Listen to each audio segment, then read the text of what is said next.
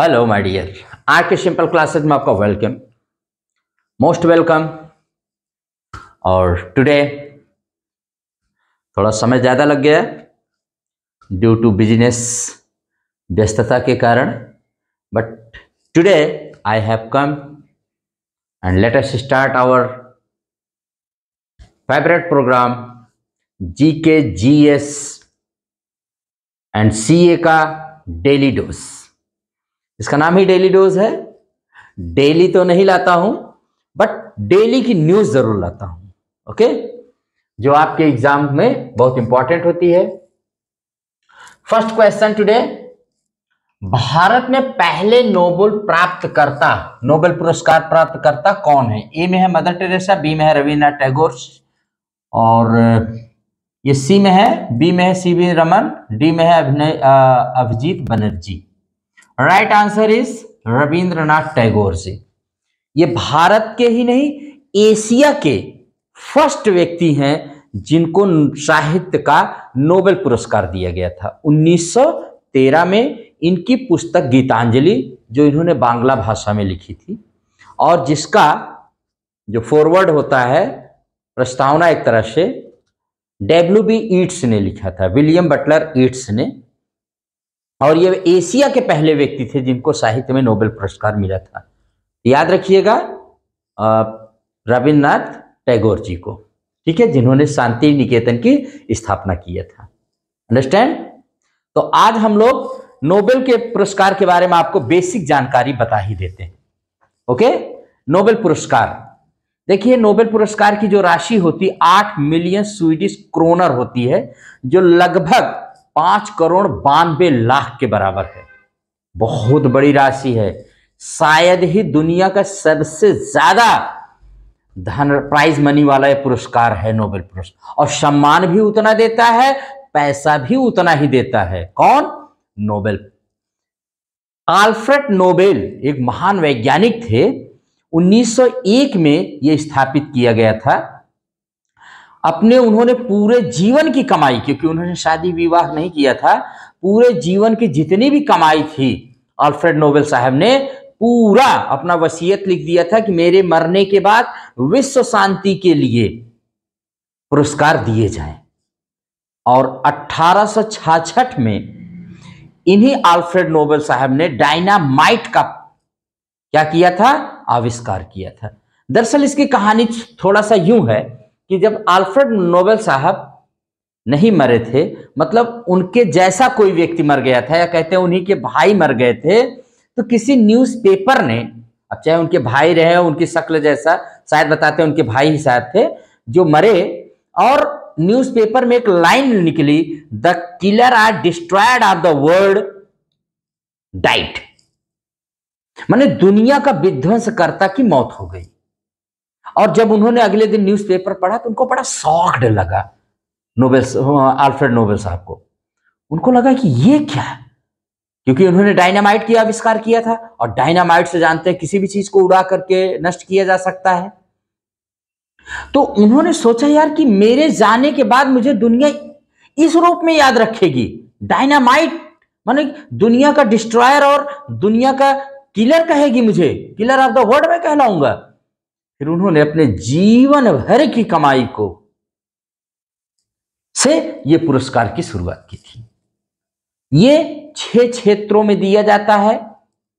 5 पुरस्कार जो है स्वीडन से दिए जाते हैं, स्वीडन देश, लेकिन शांति का पुरस्कार जो है वो नॉर्वे द्वारा दिया जाता है, नॉर्वे से। याद रखिएगा, वेरी इंपॉर्टेंट फैक्ट है, 5 पुरस्कार स्वीडन के द्वारा, और जो 6ठा पुरस्कार है एक नॉर्वे के द्वारा दिया जाता है। 10 दिसंबर को हर साल ये पुरस्कार अल्फ्रेड नोबेल की पुण्यतिथि पर, जिस दिन वो इस संसार से विदा हुए थे, उस दिन ये दिया जाता है उनकी याद में। अब देखिए कौन कौन सी संस्था इस पुरस्कार को देती हैं, तो याद रखिएगा, भौतिक नोबेल पुरस्कार और रसायन नोबेल पुरस्कार ये the Royal Swedish Academy of Science ये संस्था देती है। चिकित्सा का नोबेल पुरस्कार the Nobel Assembly of Karolinska Chirurgical Institute द्वारा दिया जाता है। साहित्य का नोबेल पुरस्कार स्वीडिश अकेडमी द्वारा दिया जाता है। अर्थशास्त्र का नोबेल पुरस्कार जो सबसे लास्ट में शुरू किया गया था, ठीक है, ये 1967 में द बैंक ऑफ स्वीडन के द्वारा दिया जाता है। और शांति का नोबेल पुरस्कार the committee of the Norwegian parliament द्वारा दिया जाता है। ये संस्थाएं भी याद रखिएगा कि किसके द्वारा यह पुरस्कार दिया जाता है। एक क्षेत्र में ज्यादा से ज्यादा लोगों को, ज्यादा से ज्यादा 3 लोगों को यह पुरस्कार दिया जा सकता है। और राशि 2 रहने पर अगर 2 लोगों को पुरस्कार दिया जाता है तो राशि तो समान रूप से दे दी जाती है, आधा आधा करके। लेकिन अगर 3 हैं तो ये कमेटी तय करती है कि किसको कितना दिया जाएगा। शांति का 3 बार नोबेल पुरस्कार प्राप्त करने वाली संस्था रेड क्रॉस है, जिसे 1917 में, 44 में, 63 में, और जिसके रेड क्रॉस की स्थापना हेनरी ड्यूनेंट ने किया था। नोबेल पुरस्कार मरणोपरांत नहीं दिया जाता 1974 से, इससे पहले दिया गया है। गांधी जी को 5 बार नामित किया गया, लेकिन इंग्लैंड के विरोध के कारण 1 बार भी नोबेल पुरस्कार इनको नहीं मिला। ये आप जानते रहिएगा। और जब मिलने की बात आई तब तक ये कर दिया गया कि अब नोबेल पुरस्कार मरणोपरांत दिया ही नहीं जाएगा। ठीक है, अब देखते हैं कि भारत में कितने लोगों को या भारत के मूल से संबंधित कितने लोगों को नोबेल पुरस्कार आज तक दिया गया है। तो आइए हम देखते हैं आज तक भारत के या भारत से संबंधित 10 लोगों को नोबेल पुरस्कार मिला हुआ है। इनके नाम मैं बताऊं, क्रम से ही मैंने इनको लिखा भी है। रविन्द्रनाथ टैगोर जी को 1913 में साहित्य के लिए गीतांजलि, मैंने बताया था अभी, इसके लिए दिया गया था। सीवी रमन को 1930 में भौतिक विज्ञान के क्षेत्र में रमन प्रभाव की खोज के लिए दिया गया। तीसरे हैं हरगोविंद खुराना 1968 में, इनको चिकित्सा के क्षेत्र में या कृत्रिम जीन के लिए संश्लेषण के लिए, या इनको कह लीजिए जो एंटीबायोटिक हम लोग खाते हैं, एंटीबायोटिक दवाओं, उसका हमारे शरीर पर क्या प्रभाव पड़ता है, इसके लिए इनको दिया गया था। किसको? डॉक्टर हरगोविंद खुराना को। मदर टेरेसा को शांति में 1979 में दिया गया था, समाज सेवा संबंधी कार्यों के लिए, मानवता की सेवा के लिए इनको दिया गया था। सुब्रमण्यम शेखर, इनको भौतिक विज्ञान में 1983 में दिया गया था। चंद्रशेखर, लिमिट जो होती सीमा के लिए दिया गया था इनको। अमर्त्य सेन 1998 में इनको दिया गया था अर्थशास्त्र में। ये लोक कल्याणकारी अर्थशास्त्र के लिए इनको दिया गया था। अर्थशास्त्र पुरस्कार पाने वाले ये एशिया के पहले व्यक्ति हैं अर्थशास्त्र में। जैसे साहित्य में रविन्द्रनाथ टैगोर तो पहले व्यक्ति हैं ही एशिया के, या अर्थशास्त्र में पूरी एशिया में पहले व्यक्ति अमर्त्य सेन जी, ये भी बंगाल से ही है। BS नायपॉल, इनको 2001 में दिया गया था साहित्य में, इन ए फ्री स्टेट इनकी बुक है। वेंकट रमन रामकृष्ण 2009 में इनको दिया गया था रसायन विज्ञान में प्रोटीन का निर्माण करने वाले राइबोसोम की संरचना और कार्य प्रणाली की खोज हेतु। कैलाश सत्यार्थी 2014 में शांति का नोबेल पुरस्कार इनको दिया गया था। बचपन बचाओ आंदोलन इन्होंने चलाया था, इससे चलाया है, इनके चलाते हैं, उसमें इन्होंने बच्चों के लिए बहुत बड़ा काम करते हैं, जो ईंट भट्ठे या बच्चों को बहुत आजाद, कई हजार बच्चों को आज तक ये आजाद करवा चुके हैं कैलाश सत्यार्थी जी। और इनके साथ में इनको पाकिस्तान की थी यूसुफ मलाला जाई, 17 वर्ष की सबसे कम उम्र की जिसको नोबेल पुरस्कार मिला है, तो यूसुफ मलाला जाई को मिला था। शिक्षा के क्षेत्र में उसने काम किया था, आतंकवादियों ने गोली तक मारा था उनको, यूसुफ मलाला जाई को। तो उनके साथ कैलाश सत्यार्थी और यूसुफ मलाला जाई को एक साथ दिया गया था। और 10वें नंबर पर हैं अभिजीत विनायक बनर्जी, 2019 में अर्थशास्त्र में इनको दिया गया वैश्विक गरीबी को मिटाने के प्रयोग हेतु। ठीक है, पॉवर्टी इज कैंसर, इस तरह से इन्होंने कहा था और इसको मिटाने के प्रयास किए थे। तो कुल यही 10 भारतीय हैं जिनको आज तक नोबेल पुरस्कार मिला हुआ है। Yes my dear, second question है कि यूपी में एसटीएफ का मतलब होता है स्पेशल टास्क फोर्स का गठन कब किया गया? 1998, 2020, 2000, 2024। तो आप हमेशा याद रखिएगा 4 मई 1998 को लखनऊ में उत्तर प्रदेश सरकार द्वारा एसटीएफ का गठन किया गया। एसटीएफ क्या होता है? ये पुलिस की एक विशेष यूनिट होती है जिसका गठन विशेष कार्यों के लिए किया जाता है। और ये एसटीएफ बहुत ही तेज तर्रार टीम बनती है। इसमें बहुत सारी टीमें होती हैं, हर क्षेत्र के इसमें दिग्गज रहते हैं, पुलिस की ही होती है। तो आप इसको जानते रहिए 1998 में माने उत्तर प्रदेश में किया गया था। ठीक है, बहुत अच्छे से इसको जानते रहिएगा। एसटीएफ जो होता है वो हर राज्य को बनाने का अधिकार होता है। कोई भी राज्य अपने यहाँ एसटीएफ की गणना कर सकता है। बताते हैं कि 1980 में तमिलनाडु और कर्नाटक पहले राज्य हैं भारत के जिन्होंने एसटीएफ का गठन किया था। और किसको पकड़ने के लिए? मशहूर चंदन तस्कर या हाथी दांत की तस्करी करने वाला आइवरी पोचर, सैंडलवुड स्मगलर वीरप्पन को पकड़ने के लिए। और ऑपरेशन कोकून के द्वारा 2004 में वीरप्पन को मारा गया। बहुत मशहूर, मतलब कुख्यात, मशहूर क्या कहेंगे, कुख्यात डाकू था स्मगलर वीरप्पन। तो ये पहले राज्य थे तमिलनाडु और कर्नाटक। और उसके बाद पंजाब में 1980 में ही बाद में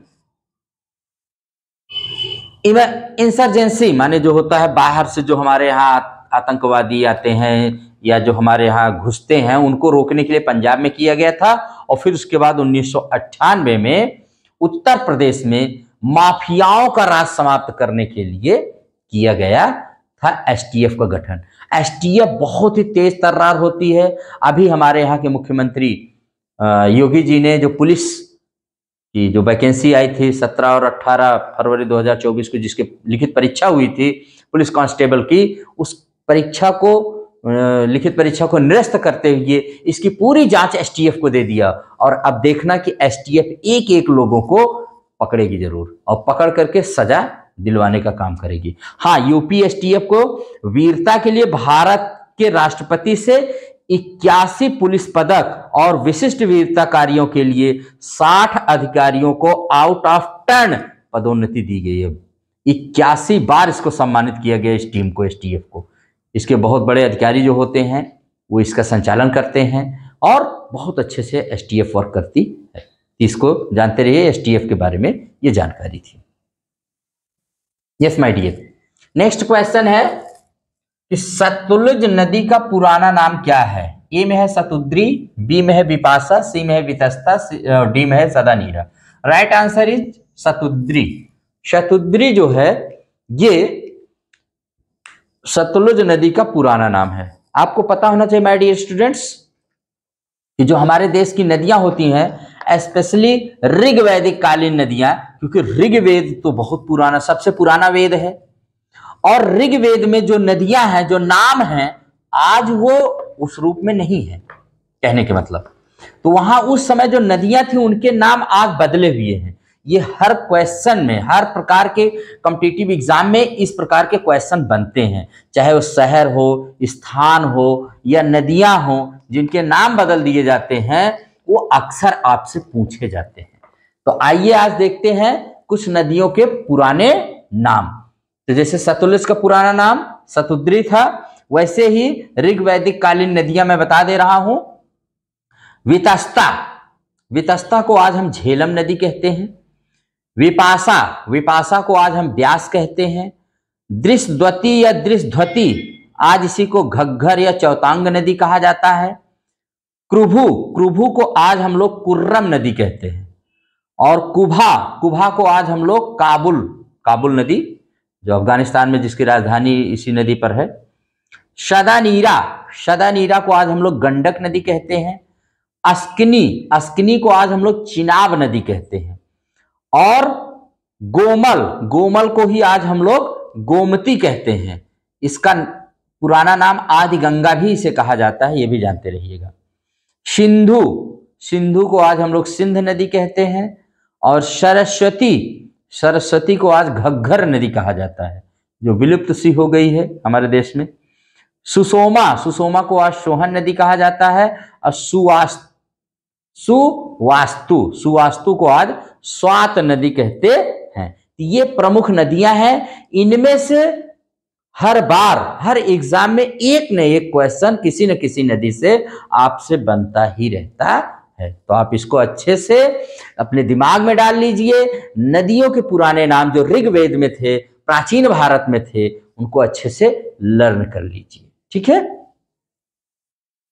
yes my dear, next question है, शरीर में असामान्यता के लिए कौन सी जांच होती है? A CT scan, B electrocardiograph, C auto analyser, D pacemaker. Right answer is A CT scan. तो हमारे शरीर में अगर किसी प्रकार की दिक्कत हो जाती है तो डॉक्टर अक्सर हमको कहते हैं सीटी स्कैन करवाइए। सीटी स्कैन मतलब पूरी शरीर का एक तरह से स्कैनिंग की जाती है और इसमें देखा जाता है कि हमारे शरीर में कहां पर क्या गड़बड़ी है। सीटी स्कैन का फुल फॉर्म पहले जान लीजिए, ये भी पूछा जाता है। Computed tomography, computed tomography scan. Scan होता ना, जैसे किसी चीज को स्कैन कर लीजिए, उसका एक्सरे टाइप का निकाल लीजिए, तो ऐसे ही शरीर का सीटी स्कैन जब कराया जाता है किसी भी पार्ट का, कहीं भी डॉक्टर कह सकता है कि इसको सीटी स्कैन कराइए। इसके अलावा इलेक्ट्रोकार्डियोग्राफ, इस जांच को डॉक्टर कब लिखता है? इसको हम लिखते हैं डॉक्टर हृदय में विकार, हृदय में कोई बीमारी होती है तब इसके हृदय की जांच के लिए, हार्ट टेस्ट के लिए इसको लिखा जाता है, ठीक है। ऑटो एनालाइजर, जैव रासायनिक तत्वों की जांच हेतु ऑटो एनालाइजर, और पेसमेकर हृदय की गति नियंत्रित करने के लिए पेसमेकर लगाया जाता है शरीर के अंदर, ठीक है। ये था इससे साइंस से रिलेटेड क्वेश्चन। नेक्स्ट क्वेश्चन देखिए माय डियर स्टूडेंट्स, संविधान में राज्य के नीति निर्देशक तत्व तो कहां से लिए गए हैं? संविधान में, यस माय डियर स्टूडेंट्स, तो संविधान में राज्य के नीति निर्देशक तत्व तो कहां से लिए गए हैं? आप जानते हैं कि हमारा संविधान जो है 60 से अधिक देशों के संविधान को अध्ययन करके बनाया गया है। इसमें 10 देशों से बातें ली गई हैं। राज्य के नीति निर्देशक तत्व जो हैं, जिनको हम लोग डीपीएसपी कहते हैं, डीपीएसपी यानी directive principles of state policy, ठीक है। तो ये लिए गए हैं आयरलैंड के संविधान से। कहां से लिए गए हैं? आयरलैंड के संविधान से। यस माय डियर, इसके अलावा और भी देशों से संविधान से हमारे देश में लिए गए हैं। जैसे आप अमेरिका से बात करिए, अमेरिका से हमारे देश में प्रस्तावना के शब्द जैसे हम भारत के लोग, मूल अधिकार, स्वतंत्र न्यायपालिका, न्यायिक पुनरावलोकन, सर्वोच्च न्यायालय एवं उच्च न्यायालय के न्यायाधीशों को पद से हटाए जाने की प्रक्रिया, राष्ट्रपति पर महाभियोग, जनहित याचिका, न्यायिक पुनरावलोकन प्रणाली, उपराष्ट्रपति का पद, यथोचित विधि प्रक्रिया, ये सब हमने कहां से लिया है? अमेरिका के संविधान से। दूसरा इसमें है ब्रिटेन, तो ब्रिटेन के संविधान से हमने लिया है विधि का शासन, संसदीय शासन प्रणाली, एकल नागरिकता, एकाहरी नागरिकता जो हमारे यहाँ है, द्विसदनीय व्यवस्था, विधि निर्माण प्रक्रिया, सर्वाधिक मत के आधार पर चुनाव जीत का निर्णय, विधायिका में अध्यक्ष पद की भूमिका, संसदीय विशेषाधिकार। और उसके बाद है आयरलैंड। आयरलैंड के संविधान से मैंने बताया राज्य के नीति निर्देशक तत्व है, राष्ट्रपति की निर्वाचन पद्धति है, राज्यसभा में सदस्यों का नामांकन है। और उसके बाद है जापान। जापान से हमने एक बात लिया है, विधि द्वारा स्थापित प्रक्रिया। ये 4 देश जो मैंने लिखे हैं, यहां से संविधान में बहुत सारी बातें ली गई हैं। इसके अलावा भी और भी देशों से ली गई हैं, ठीक है। जैसे दक्षिण अफ्रीका से संविधान संशोधन की प्रक्रिया ली गई है, राज्यसभा के सदस्यों का निर्वाचन लिया गया है। इसी तरह से ऑस्ट्रेलिया के संविधान से समवर्ती सूची ली गई है। फ्रांस के संविधान से स्वतंत्रता, समानता एवं बंधुत्व का सिद्धांत और गणतंत्रात्मक व्यवस्था ली गई है। रूस के संविधान से हमने मूल कर्तव्य, प्रस्तावना में सामाजिक, आर्थिक एवं राजनीतिक न्याय का आदर्श लिया। जर्मनी से आपातकाल के समय मूल अधिकारों का स्थगन हमने लिया जर्मनी से, ठीक है। और ब्रिटेन, इसको बता दिया था। यही 10 कनाडा के संविधान से हमने लिया है सशक्त केंद्र के साथ संघीय व्यवस्था, शक्तियों का वितरण और अवशिष्ट शक्तियों का केंद्र में निहित होना, केंद्र द्वारा राज्यों में राज्यपाल की नियुक्ति, उच्चतम न्यायालय का परामर्शी न्याय निर्णयन, संघात्मक विशेषताएं। ये 10 देश ऐसे हैं जहां से हमारे संविधान में कुछ न कुछ लिया गया है। कौन कौन से? अमेरिका है, ब्रिटेन है, दक्षिण अफ्रीका है, कनाडा है, ऑस्ट्रेलिया है, आयरलैंड है, फ्रांस है, रूस है, जर्मनी है, जापान है। ये 10 देश से हमारे संविधान में बहुत सारी चीजें ली गई हैं। ठीक है, यस माय डियर। तो अब जो राज्य के नीति निर्देशक तत्व हैं, ये क्यों लिए गए, इनका क्या उद्देश्य है? तो इनका उद्देश्य है सामाजिक और आर्थिक लोकतंत्र को स्थापित करना। ठीक है, ये राज्य के नीति निर्देशक तत्व सिद्धांत कहां पाए जाते हैं? संविधान के भाग 4 में। और कितने आर्टिकल से कितने आर्टिकल तक? तो आर्टिकल 36 से लेकर आर्टिकल 51 तक इनका वर्णन किया गया है। ठीक है, मूल अधिकार को कानूनी रूप से मान्यता प्राप्त है, जबकि नीति निर्देशक तत्वों को नैतिक एवं राजनीतिक मान्यता प्राप्त है। कहने का मतलब है कि अगर मूल अधिकार आपके कोई छीनता है या सरकार अगर कोई ऐसा कानून बनाती है, आपके मूल अधिकार जाते हैं, तो आप सुप्रीम कोर्ट जा सकते हैं, आप कोर्ट की शरण ले सकते हैं, लेकिन नीति निर्देशक तत्व के लिए आप कोर्ट नहीं जा सकते हैं। Understand my dear. इसके बाद है, कहते हैं कि बहुत ही ज्यादा इंपॉर्टेंट है, इसमें एक बहुत चर्चा में है इस समय, आर्टिकल 44। आर्टिकल 44 संविधान का कौन सा नीति निर्देशक? ये कहता है सभी नागरिकों के लिए एक समान नागरिक संहिता। और आप जानते हैं कि भारत में गोवा एकमात्र ऐसा राज्य था जहां पर समान नागरिक संहिता लागू थी, लेकिन आजादी के बाद। अब उत्तराखंड सरकार आजादी के बाद पहला राज्य बन गया है जो अपने प्रदेश में यूसीसी माने यूनिफॉर्म सिविल कोड, समान नागरिक संहिता को लागू करने वाला पहला राज्य। अभी लागू नहीं किया, लेकिन उसने पास कर दिया है, सबसे पास हो गया है, अब लागू वो कर देगा। तो ऐसा राज्य पहला है, उत्तराखंड बनेगा। उत्तराखंड पहला राज्य होगा जो इसको लागू करेगा। ठीक है, क्योंकि उसने पास कर दिया है विधानसभा से और सब जगह से हो गया है, अब उसको लागू करने की ही बात है। इसके बाद है, आपको बताते हैं अगला क्वेश्चन।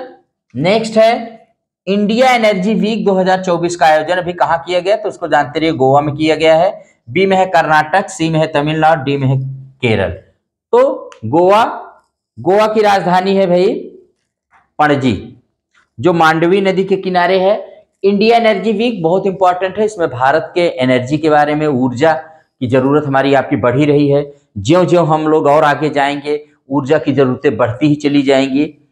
तो इसका भी आयोजन किया गया, इसका उद्घाटन भी किया था, संबोधन किया था माननीय प्रधानमंत्री मोदी जी ने। गोवा में, गोवा जो भारत का सबसे छोटा राज्य है, किसमें? क्षेत्रफल में। ओके, और इसकी राजधानी पणजी है जो मांडवी नदी के किनारे है। यहाँ की भाषा कोंकणी है, जानते रहिए, जो संविधान की 22 भाषाओं में से एक है। कर्नाटक जिसकी राजधानी बेंगलुरु है और ये वृषभावती नदी के किनारे है, जैसे पणजी मांडवी नदी किनारे है। तमिलनाडु की राजधानी चेन्नई है। और केरल, आप जानते रहिए, केरल की राजधानी तिरुवनंतपुरम है। अब कुछ आपको करंट अफेयर्स बता देते हैं आज हम। ठीक है, यस। फली एस नरीमन ये देश के जाने माने कानूनविद और सुप्रीम कोर्ट के अनुभवी वकील थे, जिनका 55 वर्ष की आयु में अभी निधन हो गया, मृत्यु हो गई है। ठीक है, 1972 में भारत के एडिशनल सॉलिसिटर जनरल नियुक्त हुए थे। 2007 में इनको पद्म भूषण दिया गया था, 1991 में पद्म भूषण, और 1999 से 2005 तक ये राज्यसभा के सदस्य रहे हैं। ठीक है, और ये पारसी परिवार से संबंधित थे। अमीन सयानी बहुत ही मशहूर रेडियो एंकर थे, रेडियो के प्रस्तोता थे, जाने माने रेडियो एंकर। 51 वर्ष की आयु में इनका भी मृत्यु हो गई है, अमीन सयानी जी का। ठीक है, कैरियर की शुरुआत इन्होंने ऑल इंडिया रेडियो मुंबई से की और 10 साल तक इन्होंने इंग्लिश प्रोग्राम्स देते रहे। आज़ादी के बाद इन्होंने हिंदी भाषा में प्रोग्राम देना शुरू किए। 1952 से 1994 करीब 42 वर्षों तक रेडियो शो गीतमाला को होस्ट किया था और इसी से इनको बड़ा इनको सम्मान और नाम मिला था। इसके अलावा 2-3 और भी जो पर्सन न्यूज़ में है बता दे रहे हैं। जस्टिस विजय बिश्नोई, ये गुवाहाटी हाई कोर्ट के मुख्य न्यायाधीश की अभी इन्होंने शपथ ली है, इनकी नियुक्ति हुई है वहाँ पर। रितु बाहरी, उत्तराखंड हाई कोर्ट की पहली महिला मुख्य न्यायाधीश ये नियुक्त हुई है, शपथ ले लिया इन्होंने भी। ओलेग कोनोनेंको ये स्पेस अंतरिक्ष में सर्वाधिक समय बिताने का रिकॉर्ड इन्होंने बनाया है, इनको आप जानते रहिएगा। और दिव्य कला मेला 2024 का आयोजन अगरतला में, त्रिपुरा की राजधानी में किया जाएगा। ये दिव्य कला मेला का आयोजन सामाजिक न्याय एवं अधिकारिता मंत्रालय, भारत सरकार के इस मंत्रालय द्वारा किया जाता है। Deenbandhu Chhotu Ram thermal power plant, ये हरियाणा में स्थित है, इसको भी आप रिमेंबर रखिएगा, बहुत जरूरी है। उल्लास मेला नई दिल्ली में राष्ट्रीय बाल भवन में 2 दिवसीय इस मेले का उद्घाटन केंद्रीय मंत्री अनुराग ठाकुर के द्वारा किया गया। और देश के पहले डिजिटल राष्ट्रीय पुरालेख संग्रहालय की आधारशिला कहाँ रखी गई है? हैदराबाद में, जो राजधानी है तेलंगाना की और जो भारत का 29वां राज्य बना है। हैदराबाद सिकंदराबाद, हैदराबाद मूसी नदी के किनारे है। हैदराबाद और सिकंदराबाद को भारत की 2 जुड़वा शहर कहलाते हैं। और संदेश खाली, ये पश्चिम बंगाल का एक स्थान है जहां पर स्त्रियों के साथ आरोप लग रहे हैं कि वहां पर स्त्रियों के साथ दुर्व्यवहार बहुत किया गया है, ऐसा न्यूज़ आ रही है। तो यहाँ पर अभी राष्ट्रीय अनुसूचित जाति आयोग के अध्यक्ष गए थे, उन्होंने यहाँ पर राष्ट्रपति शासन लागू करने की बात कही है पश्चिम बंगाल में। तो आपको याद रखना संदेश खाली ये वहाँ पर कहाँ है? तो पश्चिम बंगाल में। आपसे पूछा जाएगा कि चर्चा में रहा संदेश खाली स्थान कहाँ है, तो पश्चिम बंगाल में है। इसको आप अच्छे से रिमेंबर रखिएगा। यस माय डियर, तो यहीं पर आज ये प्रोग्राम यहाँ पर एंड करते हैं। आई होप कि आपके लिए बहुत प्रॉफिटेबल रहेगा, बहुत ही बेनिफिशियल क्लास रहेगी, बहुत ही ज़्यादा इम्पोर्टेंट क्लास है। आप इसी तरह से पढ़ाई करिए। यूपी पुलिस की जो भी वैकेंसी निरस्त की गई, बहुत ही दुख की बात है, लेकिन सुख इसी में है कि कम से कम बच्चों ने जो डिमांड किया, मुख्यमंत्री जी ने इसको सुना कि एक फिर शुचितापूर्ण ढंग से, पूरी पवित्रता के साथ, पूरी शुचिता के साथ, नए ढंग से 6 महीने के अंदर वैकेंसी को फिर से रिटर्न एग्जाम होगा और इस बार कोई गड़बड़ी नहीं होगी, ऐसा आश्वासन दिया जा रहा है यूपी सरकार द्वारा। आप लोग फिर से जुट जाइए। दुख तो है कि आपको कहाँ वर्दी मिलने वाली थी, कहाँ कुछ इन असामाजिक तत्वों के द्वारा परीक्षा में सेंध लगाई गई, जो भी हुआ उसकी सजा उनको मिलेगी और मिलनी ही चाहिए। जो हमारे नौजवान भाइयों और बहनों के साथ जो भी खिलवाड़ करते हैं उनको सजा जरूर मिलनी चाहिए। लेकिन आप लोग अपनी तैयारी को फिर से एक बार नए कलेवर में तैयारी करिए और मेरी बेस्ट विशेष यही है कि आप लोगों का सिलेक्शन जरूर होगा अगर आप मेहनत करेंगे। तनिक भी हिम्मत मत हारिए, पूरी मेहनत और लगन के साथ जुट जाइए और एग्जाम की डेट का भी इंतजार मत करिए, सिर्फ अपनी तैयारी को धार देते रहिए। इसी के साथ आज इस क्लास को यहीं पर हम एंड करते हैं। फिर मिलेंगे नेक्स्ट क्लास में दूसरी बातें लेकर के, ठीक है? तब तक आप अपनी पढ़ाई को जारी रखिए और अपने लक्ष्य को भूलिए मत। Thank you very much. और चैनल अगर अच्छा लगे तो आप इसको सब्सक्राइब जरूर करिएगा। Thank you.